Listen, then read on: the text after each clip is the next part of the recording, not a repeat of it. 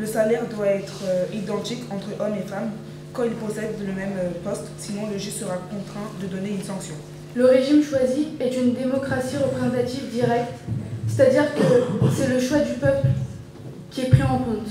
Concrètement, nous leur avons demandé de réfléchir à un projet de constitution utopique dans une perspective toute simple, qui est la suivante.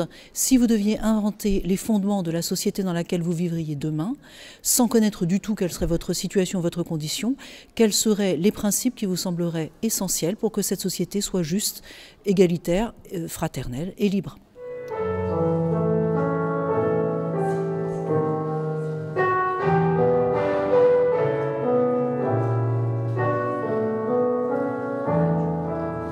C'était très intéressant parce qu'au final, ça nous fait poser les bonnes questions en fait, de qu'est-ce qui va bien dans notre société, qu'est-ce qui pourrait être amené à changer, qu'est-ce qu'on devrait changer, qu'est-ce qu'on pourrait changer.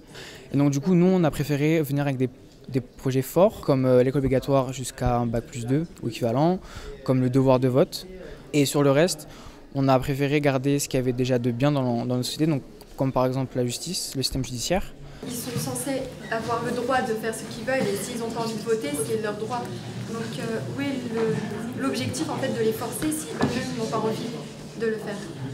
En fait, c'est un des thèmes du programme de droits et grands enjeux du monde contemporain. On a la Constitution, on a aussi beaucoup les droits fondamentaux.